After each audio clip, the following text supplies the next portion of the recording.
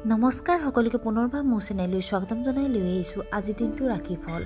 আজি হৈছে 31 আগষ্ট 2025 অসমীয়া চৈত্ৰ ভাদৰ দেওবাৰ।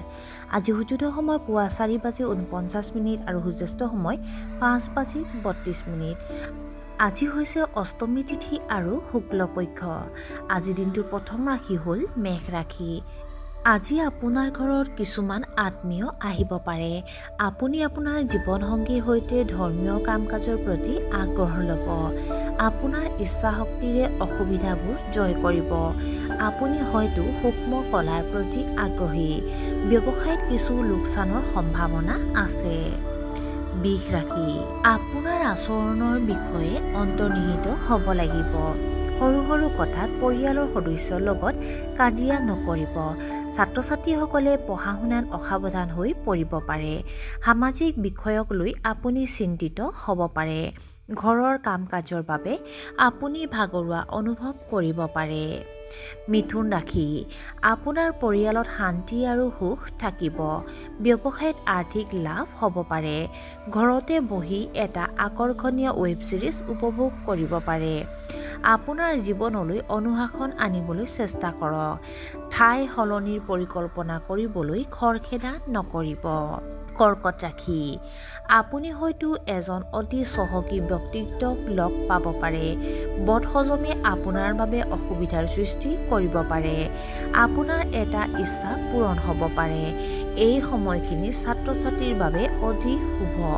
আপুনি হয়তো আপোনাৰ প্ৰেমিকৰ বাবে কিছু উপহাৰ কিনিব পাৰে। সিংহ ৰাশি। মহিলাসকলে নিজৰ স্বাস্থ্যৰ যত্ন লোৱা উচিত। আপোনাৰ বুকুত কফ জমা হ'ব পাৰে। আপুনি নিয়োগৰ ক্ষেত্ৰত কিছু পৰিৱৰ্তন কৰিব পাৰে। আনক সহায় কৰিবলৈ কুণ্ঠাবোধ নকৰিব।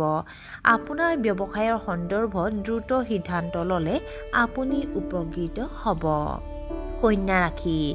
নিজৰ আৱেগ নিয়ন্ত্ৰণ কৰক। ৰিয়েল ইষ্টেটৰ সৈতে জড়িত প্ৰকল্পসমূহ অতি দ্ৰুতগতিত আগবাঢ়িব।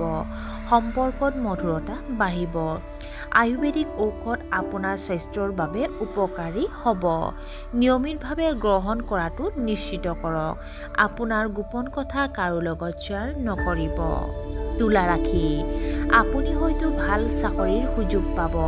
পৰ্যটনৰ সৈতে জড়িতসকলৰ বাবে এই দিনটো তুলনামূলকভাৱে শুভ হ'ব।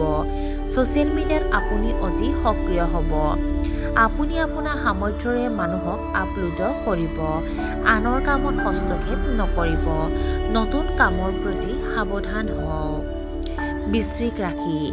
শাৰীৰিক ক্লান্তিৰ বাবে অলপ খং উঠিব পাৰে। আজি ব্যায়াম কৰিব লাগিব। ই আপোনাক শক্তিশালী কৰি ৰাখিব। আপোনাৰ আৰ্থিক অৱস্থাৰ উন্নতি হ'ব। আধৰুৱা কৰি থৈ যোৱা কামবোৰ আপুনি সম্পূৰ্ণ কৰিব। আপুনি আপোনাৰ পৰিকল্পনা সঠিকভাৱে কাৰ্যকৰী কৰিব পাৰিব। ধনু ৰাশি। আপোনাৰ জীৱনসংগীৰ পৰা বহুতো সহায় পাব। যদি আপুনি আপোনাৰ কেৰিয়াৰ সলনি কৰিব বিচাৰে তেন্তে ধৈৰ্য ধৰিব। আপুনি হয়তো সন্মানীয় লোকৰ লগত গুৰুত্বপূৰ্ণ বিষয়বোৰ আলোচনা কৰিব পাৰে। প্ৰতিটো পৰিস্থিতিত সকলোৰে লগত সম্প্ৰীতি বজাই ৰাখিব লাগে। পুৰণি বন্ধু-বান্ধৱীক লগ পাব। মকৰ ৰাশি। নতুন সম্পৰ্কক বেছি বিশ্বাস নকৰিব। শিশুৰ সন্দৰ্ভত আপুনি কিছুমান সিদ্ধান্ত ল'ব পাৰে। স্বাস্থ্যৰ প্ৰতি অসাৱধান নহ'ব। বিদেশ ভ্ৰমণত ব্যাঘাত জন্মিব পাৰে। বৈবাহিক সমস্যা দূৰ কৰিবলৈ কিছু সময় দিব লাগিব। বয়োজ্যেষ্ঠসকলৰ পৰা পৰামৰ্শ লৈ আপুনি সফলতা লাভ কৰিব। কুম্ভ ৰাশি। আপোনাৰ পৰিকল্পনাত সন্তুষ্ট হ'ব। পাৰস্পৰিক সম্পৰ্কত মধুৰতা বাঢ়িব। আপুনি আপোনাৰ পৰিয়ালৰ কথাত একমত হ'ব। গায়ন বায়নৰ লগত জড়িতসকলে হয়তো ভাল সুযোগ পাব পাৰে। আপোনাৰ বৈবাহিক সম্পৰ্ক আনন্দময় হ'ব। আৰু আজিৰ দিনটোৰ শেষৰ ৰাশিটো হ'ল মীন ৰাশি। আপুনি হয়তো আজিয়েই নতুন ঘৰৰ পৰিকল্পনা কৰিছে। আপোনাৰ আত্মবিশ্বাস বাঢ়িব পাৰে। আপুনি আপোনাৰ কেৰিয়াৰ সলনি কৰিব পাৰে। জীৱনৰ স্থিৰতা থাকিব। হঠাতে ভ্ৰমণৰ পৰিকল্পনা কৰিব পাৰে। আপোনাৰ বয়োজ্যেষ্ঠসকলৰ প্ৰতি সন্মান থকা উচিত। আৰু আজিৰ দিনটোৰ ৰাশিফল ইমানতে অন্ত পৰিছে। আশা কৰোঁ আপোনালোক প্ৰত্যেকৰে আজিৰ দিনটো সুন্দৰ হওক।